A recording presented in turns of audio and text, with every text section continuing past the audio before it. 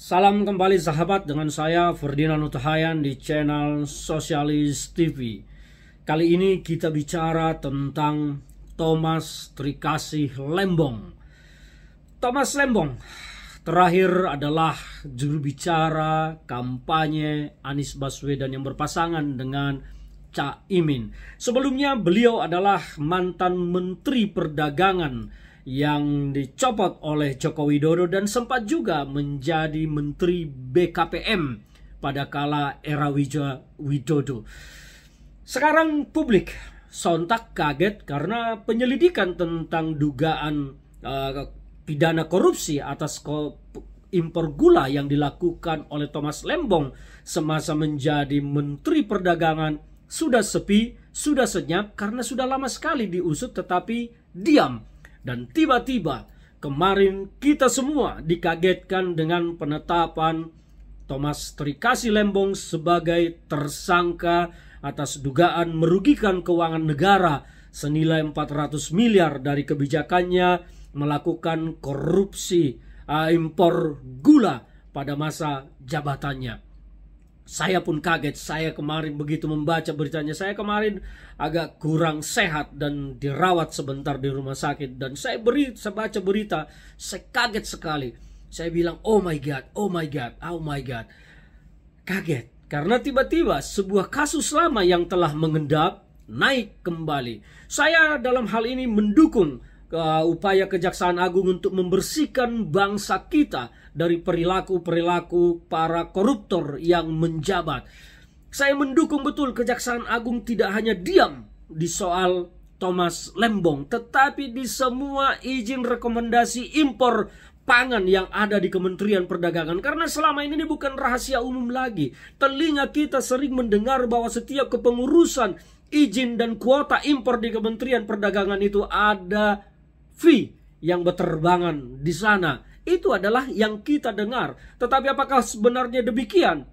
Kita tidak bisa memastikan karena republik ini sangat bahaya mengungkap hal-hal yang mungkin faktual bisa menyeret kita menjadi terpidana, difitnah oleh para orang-orang kuat yang sedang berkuasa. Maka di sini kita bicara tentang dugaan-dugaan informasi yang kita dengar. Nah, kembali kepada Thomas Lembong. Apa yang terjadi dengan Thomas Lembong?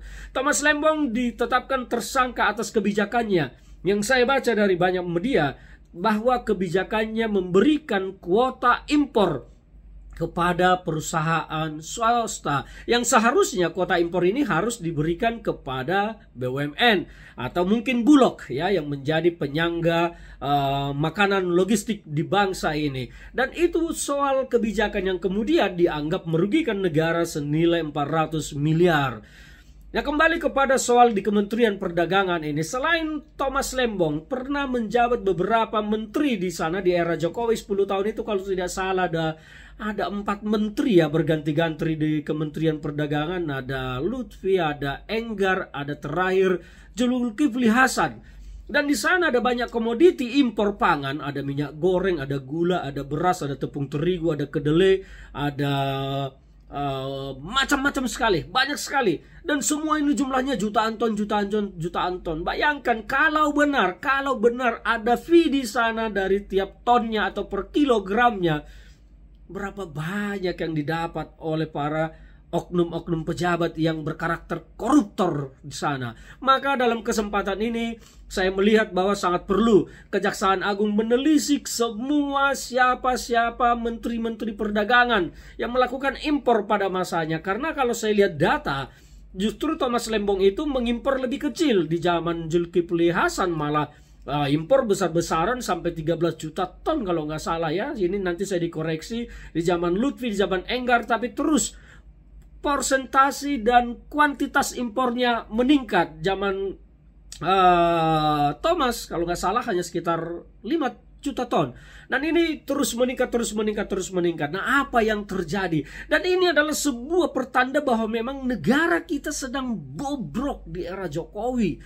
Sedang busuk di semua lini ada korupsi. Makanya negara kita, indeks korupsi kita jatuh ke titik nadir di era Pak Jokowi. Kita tidak dengar lagi orang takut melakukan korupsi. Justru orang kelihatan pejabat-pejabat kita beramai-ramai melakukan korupsi. Karena apa? KPK saja sekarang mulutnya diam seperti tang yang dikencet.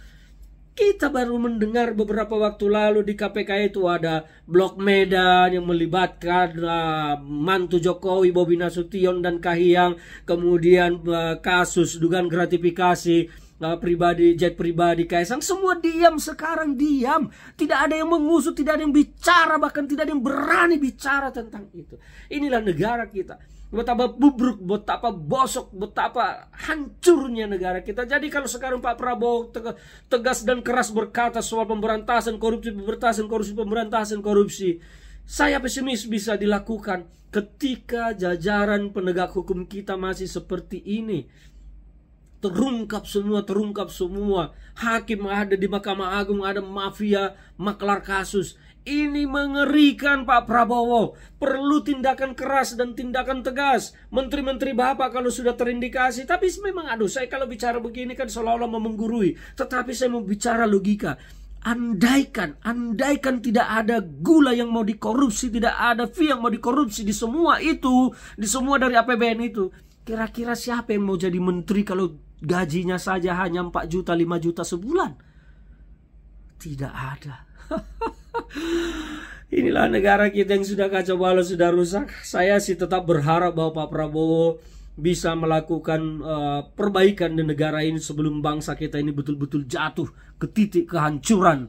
Dan saya mengucapkan selamat kepada Kejaksaan Agung. Jangan berhenti Pak, jangan berhenti hanya di Thomas Lembong. Semua menteri kita itu coba ditelisik harta kekayaannya semua. Ayolah bangsa kita ini kapan mau bersih?